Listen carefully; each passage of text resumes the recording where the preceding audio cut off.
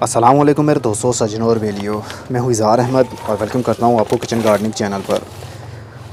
जनवरी या फिर फरवरी के महीने में मैंने अपने ऑस्ट्रेलियन नींबू की प्रूनिंग की थी। बहुत सारी ब्रांचेस को काटा था ताकि वो प्लांट बुशी बन सके, और जो टहनियाँ कटाई के बाद बची थी उसको मैंने एज आ कलम लगाया जनवरी के महीने में या फिर फरवरी के महीने में।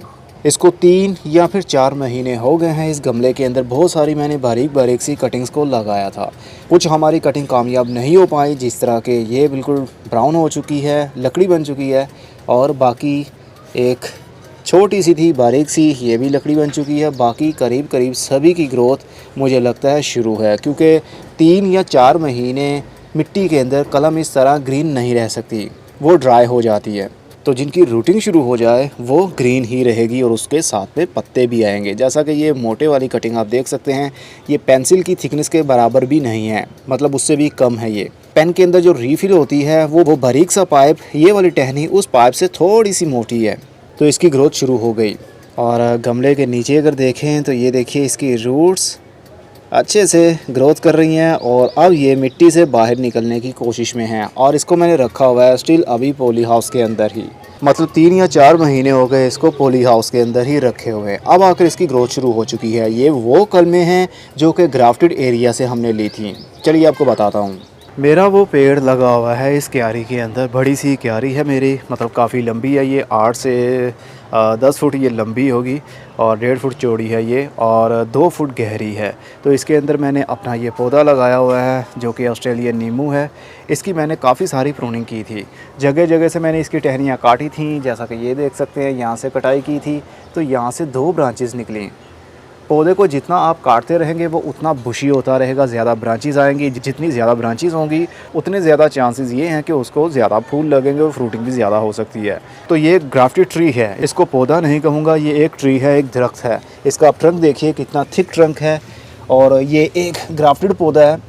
मतलब नीचे से ये जंगली होगा, मतलब देसी नींबू होगा, और उसके ऊपर उन्होंने ऑस्ट्रेलियन नींबू का एक ग्राफ्ट लगाया जो कि एक दरख्त बन गया। और ग्राफ्टेड एरिया से ही जितनी भी आपको ब्रांचेस ये दिख रही हैं, ये सारी ग्राफ्टेड एरिया से ही निकली हुई हैं। तो इन ग्राफ्टेड टहनियों को मैंने काटा और एज आ कलम लगा दिया, सिर्फ देखने के लिए क्या इनकी रूटिंग शुरू होगी या नहीं। तो वो सच में शुरू हो ही गई। हमें ट्राई करने से ही सीखने को मिलता है कुछ। अगर हम थ्योरी के ऊपर बात करेंगे तो बहुत ही मुश्किल और उलझन में पड़ जाएंगे। थ्योरी के लिए काफ़ी टाइम वेस्ट करना पड़ता है आपको, और प्रैक्टिकल के लिए आपको टाइम वेस्ट नहीं करना पड़ता। सिर्फ वो काम कर दे जो आपके दिल में चल रहा हो सकता है उसका अच्छा रिज़ल्ट मिल जाए, हो सकता है उसका रिज़ल्ट ना मिले, तो आपको ये तो पता चल जाएगा कि वो काम नहीं हो सकता या फिर कोई गलती होती है हमसे। इन कटिंग्स को मैंने लिया जनवरी या फरवरी के महीने में, मुझे ठीक से याद नहीं है क्योंकि मैंने टैगिंग नहीं की थी और ना ही लिखा था। मैंने समझा था इनकी शायद रूटिंग ही ना शुरू हो, लेकिन ये रूटिंग शुरू कर गए। इनको मैंने लगाया था आधी मिट्टी और आधी कोकोपीट के अंदर। इस गमले के अंदर मैंने आधी कोकोपीट ली और आधी मिट्टी, मतलब बालू मिट्टी जो नर्सरी से मिलती है, उसको मिक्सअप किया और कलमों को लगाकर अच्छे से पानी दिया। देन मैंने रख दिया इसको पॉली हाउस में। मिट्टी का मॉइस्चर हर वक्त बना रहता है, मिट्टी ड्राई नहीं होने देता मैं, लेकिन बहुत ज़्यादा पानी भी नहीं देता। अगर बहुत ज़्यादा पानी दूंगा तो ये कलमें अंदर ही गल जाएंगी। तो रूटिंग तो शुरू हो चुकी है। अभी मैं इसको बाहर नहीं रखना चाहता हूँ फ़िलहाल के लिए। कुछ दिन इसको इसी तरह पॉली हाउस के अंदर रखूँगा, देन मैं इसी गमले को उठाऊँगा, क्योंकि मैं इसको ट्रांसप्लांट नहीं करूँगा। हो सकता है 3 कटिंग्स की रूटिंग शुरू हो चुकी हो, लेकिन मैं उनको डिवाइड करने की कोशिश या रिस्क नहीं लूँगा। हो सकता है उसको सेपरेट करने के बाद वो पौधा ही मर जाए। ये तो एक्सपेरिमेंट हमारा एक हो गया। हमें ये पता चल गया कि ग्राफ्टेड नींबू जो होता है, चाहे कोई सा भी ग्राफ्टेड नींबू हो, ज़रूरी नहीं कि ऑस्ट्रेलियन ही हो, ऑस्ट्रेलिया का हो, मलेशियन हो, चाइना का हो, देसी हो, कोई सा भी हो, उसकी रूटिंग हम शुरू करवा सकते हैं। अगर ग्राफ्टेड पौधे की टहनियाँ ग्रोथ कर सकती हैं, उनकी रूटिंग शुरू हो सकती है, तो फिर देसी की भी हो सकती है। तो नए सिरे से जब मैं प्रूनिंग करूँगा अपने उस पेड़ की, तो उसकी बहुत सारी कलमें अलग अलग गमले के अंदर लगाऊंगा ताकि हमारे पास और भी पौधे बन सकें।